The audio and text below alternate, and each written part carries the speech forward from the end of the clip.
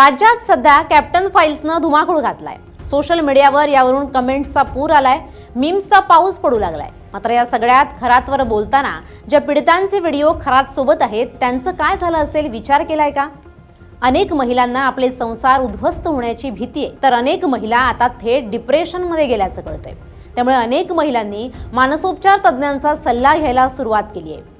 म्हणजे टेबलवरच्या व्हिडिओचं टेन्शन आणि महिलांना डिप्रेशन हा नवा एपिसोड आता खरात प्रकरणात सुरू झालाय।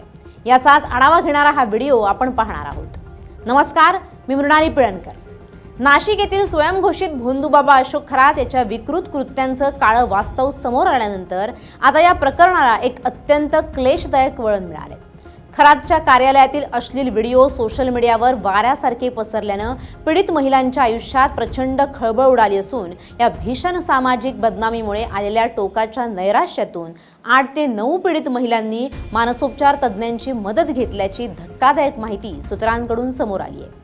या प्रकरणानं केवळ नाशिकच नव्हे तर संपूर्ण महाराष्ट्र हादरला असून पीडितांच्या मानसिक आरोग्याचा प्रश्न आता ऐरणीवर आलाय। भोंदू अशोक खरात यानं माइंड रीडिंग आणि अध्यात्माच्या नावाखाली शेकडो महिलांचं लैंगिक शोषण केल्याचं तपासात निष्पन्न झालं। मात्र हे प्रकरण उघडकीस आल्यानंतर खरातच्या मोबाईल आणि लॅपटॉपमधील सुमारे 58 ते 100हून अधिक अश्लील व्हिडिओ क्लिप्स समाज माध्यमांवर आणि काही पॉर्न वेबसाईटवर व्हायरल झाल्या। यामुळे ज्या महिला आधीच खरातच्या पाश्चात अडकून स्वतःचं सर्वस्व गमावून बसल्या होत्या त्यांना आता सार्वजनिक आयुष्यात वावरणं अशक्य झाले। समाजात होणारी छिथू आणि ओळखीच्या व्यक्तींकडून मिळणारी वागणूक यामुळे या महिला खचल्यात। यातील काही महिलांनी टोकाचं पाऊल उचलण्याचा विचारही केला होता, मात्र वेळीच त्यांच्या कुटुंबियांनी आणि सामाजिक कार्यकर्त्यांनी त्यांना सावरलं। सध्या यातील 8 ते 9 महिलांवर मानसोपचार तज्ञांच्या देखरेखीखाली उपचार सुरू असून त्यांना या धक्क्यातून बाहेर काढण्याचं मोठं आव्हान प्रशासनासमोर आहे। या प्रकरणाची व्याप्ती पाहता राज्य सरकारने IPS अधिकारी तेजस्वी सातपुते यांच्या नेतृत्वाखाली विशेष तपास पथकाची स्थापना केली आहे। SITनं आतापर्यंत या प्रकरणातील तांत्रिक बाबींचा सखोल अभ्यास केला असून पीडितांचे व्हिडिओ व्हायरल करणाऱ्या विकृतांविरोधात मोठी मोहीम उघडली आहे। सायबर सेलच्या मदतीनं आतापर्यंत सोशल मीडियावरील सुमारे 3000हून अधिक आक्षेपार्ह लिंक्स हटवण्यात आल्या आहेत। तसंच ज्यांनी हे व्हिडिओ जाणीवपूर्वक शेअर केले किंवा प्रसारित केले अशा 74हून अधिक व्यक्तींविरुद्ध गुन्हे देखील दाखल करण्यात आले असून अनेक सोशल मीडिया प्रोफाईल्सवर बंदी घालण्यात आली आहे। पोलिसांनी जनतेला आवाहन केलंय की कोणत्याही पीडितेची ओळख पटेल असा मजकूर किंवा व्हिडिओ प्रसारित करणं हा IT कायद्याअंतर्गत गंभीर गुन्हा असून अशा व्यक्तींवर कठोर कायदेशीर कारवाई केली जाईल।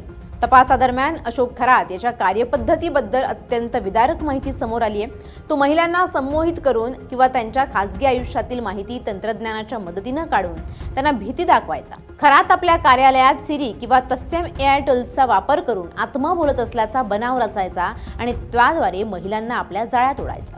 इतकंच नव्हे तर लैंगिक शोषणादरम्यान पीडित महिला गर्भवती राहिल्यास त्यांना काही डॉक्टरांच्या मदतीनं गर्भपाताच्या गोळ्या देऊन बळजबरीनं गर्भपात घडवून आणल्याचंही तपासात उघड झालंय। या गुन्ह्यात सामील असलेल्या संशयित डॉक्टरांचीही आता SIT कडून चौकशी केली जात असून लवकरच त्यांच्यावरही अटकेची टांगती तलवार आहे।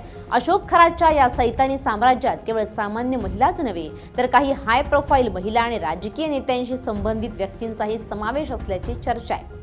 खरातच्या जप्त केलेल्या डायरीतून अनेक धक्कादायक खुलासे होण्याची शक्यता असून यात काही बड्या लोकांची नावं समोर येण्याची चिन्ह आहेत। दरम्यान मुख्यमंत्री यांनी या प्रकरणाची गंभीर दखल घेतली असून पीडितांना पूर्णतः संरक्षण दिलं जाईल आणि खरातला कठोरतम शिक्षा मिळवून देण्यासाठी सरकारी वकील प्रयत्न करतील अशी ग्वाही दिली आहे। सध्या अशोक खरात न्यायालयीन कोठडीत असून त्याच्यावर बलात्कार, फसवणूक, धमकावणं आणि जादूटोणा विरोधी कायद्याअंतर्गत अनेक गुन्हे नोंदवण्यात आले आहेत। SITनं स्थापन केलेल्या हेल्पलाईनवर आतापर्यंत 100हून अधिक तक्रारी प्राप्तही झाल्यात, ज्यामध्ये 70%हून अधिक महिलांनी खरातने आपली फसवणूक आणि शोषण केल्याचं नमूद केलंय।